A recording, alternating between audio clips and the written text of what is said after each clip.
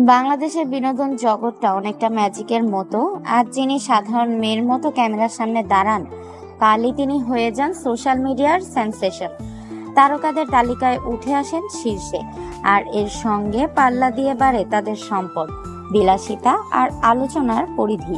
অনেকের মনেই প্রশ্ন, এই তারকারা, বিশেষ করে নায়িকারা, এত অল্প সময়ে এত টাকার মালিক হন কিভাবে? শোবিজ ইন্ডাস্ট্রির স্বাভাবিক আয়ের হিসেবে যা বোঝা যায়, তা দিয়ে তো কোটি টাকার গাড়ি, দামি অ্যাপার্টমেন্ট, বিদেশ ভ্রমণ, বিলাসবহুল লাইফস্টাইল চালানো খুব সহজ নয়। কিন্তু বাস্তবে দেখা যায় এসবই তাদের জীবনের অংশ। ধরা যাক পরিমণির কথা।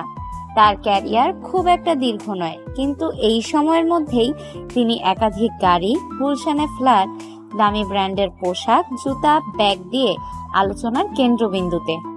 তাকে নিয়ে একাধিকবার প্রশ্ন উঠেছে, এই সম্পদের উৎস কোথায়?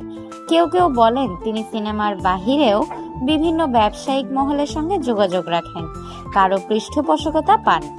আবার কেউ বলেন তার নিজের ব্র্যান্ডিং আর জনপ্রিয়তা এমন জায়গায় পৌঁছেছে যে স্পন্সর, স্টেজ শো আর বিজ্ঞাপন দিয়েই এই আয় সম্ভব।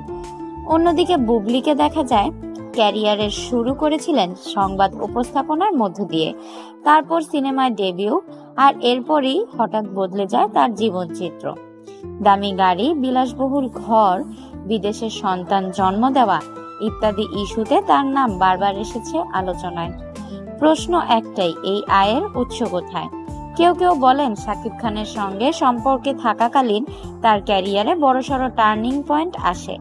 আবার কেউ বলেন চলচ্চিত্রের বাহিরে তারও রয়েছে বিভিন্ন ব্যাকআপ সোর্স, যেখানে রাজনীতি, ব্যবসায়ী কিংবা উচ্চ পর্যায়ের ব্যক্তিদের ভূমিকা থাকতে পারে। তেমনি আফসানারা বিন্দু, যিনি মিডিয়াতে অল্প সময় ছিলেন, কিন্তু তার মধ্যেই কোটি টাকার অ্যাসেট তৈরির গল্প আছে। আরেকদিকে শ্রাবন্তীর মতো ভারতীয় তারকারাও আমাদের দেশে আলোচনায় আসেন তাদের খোলামেলা জীবনযাপনের জন্য। যদিও তারা কলকাতা ইন্ডাস্ট্রির অংশ, কিন্তু এপারেও তাদের জীবন স্টাইল অনেকের কাছে ঈর্ষণীয় ভাব। আসলে বাংলাদেশের শোবিজ জগতের অনেক নিয়মই অনিয়মে মোড়া। একজন নায়িকা সিনেমা বা নাটকে কাজ করলেই তার ইনকাম যে কোটি টাকা হবে এমন না। শুটিং এর পারিশ্রমিক হয়তো লাখখানেক, নাটক বা সিনেমার সংখ্যা সীমিত, বিজ্ঞাপন থেকেও তেমন মোটা অঙ্ক আসে না যদি না তিনি টপ লেভেলের সেলিব্রিটি হন। তাহলে এত সম্পদ কিভাবে আসে? এখানেই আলোচনায় আসে পেছনের শক্তির কথা।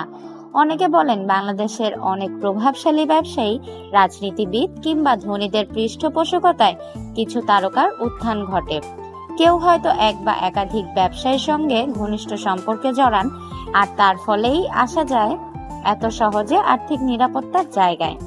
অনেক সময় দেখা যায় বড় বড় ব্র্যান্ডের অ্যাম্বাসেডর হন এমন তারকারা, যারা আসলে ওই ব্র্যান্ডের সঙ্গে সরাসরি সম্পর্ক থাকার কথা নয়। এর পেছনে আছে যোগাযোগ আর লবি। তবে এর বাহিরেও কিছু নায়িকা আছেন যারা নিজেদের মেধা আর স্মার্ট ইনভেস্টমেন্ট দিয়ে সফলতা অর্জন করেছেন। কেউ বুটিক হাউস খুলেছেন, কেউ কসমেটিক ব্র্যান্ড চালান, কেউ রেস্টুরেন্ট ব্যবসায় নেমেছেন।